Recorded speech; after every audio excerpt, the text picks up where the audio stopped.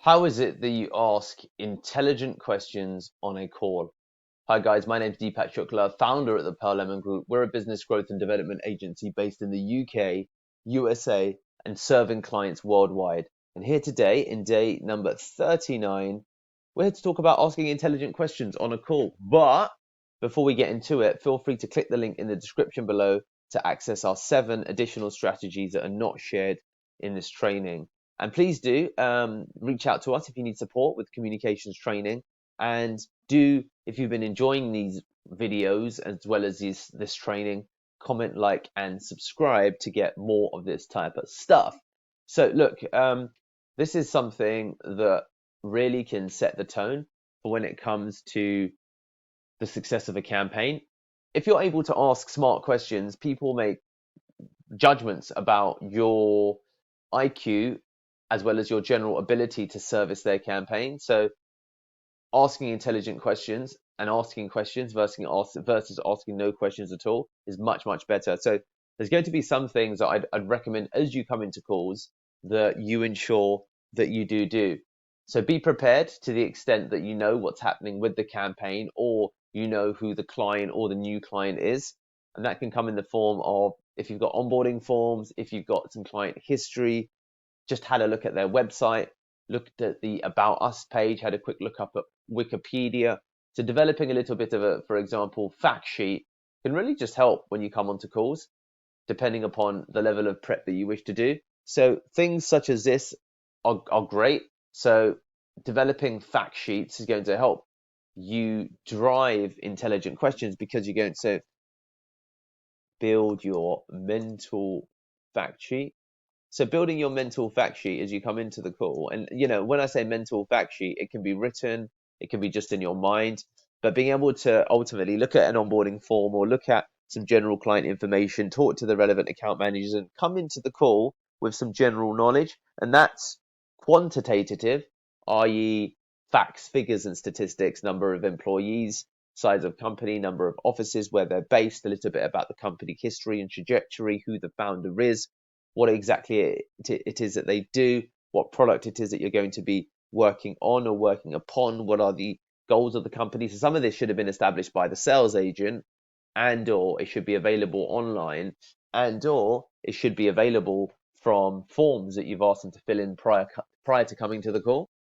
So once you've got this sheet, you're able to your ability to ask intelligent questions is massively accelerates. So building your mental fact sheet, asking, and as we discussed, it's quantitative, but it's also qualitative. So you could ask the salesperson, tell me what you know about this person. Can I see their LinkedIn profile? You could even, ahead of the call, connect with that person or persons on LinkedIn. All of these things display intelligence and care prior to coming to the call, and then you're able to make smart comments and ask smart questions based upon things that you've already read. A big downfall of what I'd call asking dumb questions comes from lack of preparation. And this preparation does not need to take long at all. It really is just a case of spending 15 minutes doing some preparation independently by yourself, taking the time to read through some of the documentation that you've got, scanning it, making maybe a couple of notes here and there, and then being able to reference it on the call, in conversation, or when you ask questions, as well as sending a couple of LinkedIn connection requests so you're connected with the relevant people that you're going to be working with, so they can in advance potentially check you out or reflect upon the level of customer care that you're providing. So building your mental fact sheet is going to be super important, okay? Because it'll enhance massively your ability to ask smart questions on the call. And dumb questions come from often not reading the material you've been provided, or taking zero time to look at the company independently, or miscommunication or discommunication or no communication from sales agent to client relationship manager. And sometimes you need to pull the information out of people, because the people that you're going to be working with might not necessarily even be that conscious of some of these elements. So where and when, for example, you can even get your hands on a sales call recording, then fantastic, because you're able to just listen to little bits of it. And also being able to, for example, look at the terms to which the client signed up to, or what the agreement is, and then being able to, through all of that, so build your mental fact sheet, look at the terms of the agreement. Then you could also consider connecting on LinkedIn with the client. These three things will already propel you ahead of many, many other people when it comes to having an ability to ask intelligent questions on a call. And then, outside of that, of course, there's the part of it that comes from experience of your subject matter, and then knowing or having some perception of what ultimately you should be asking. But there's some general things that you can ask that I think relate to ultimately smart questions, and they may have been lined out, but it can be questions that range from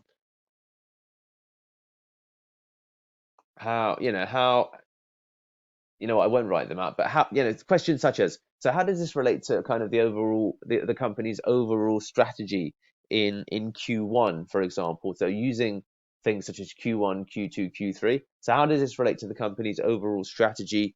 Where you don't know, who will we be working with on a day-to-day basis? What kind of communication do you prefer? I'd love to, in your own words, hear a little bit about what's important to the business right now.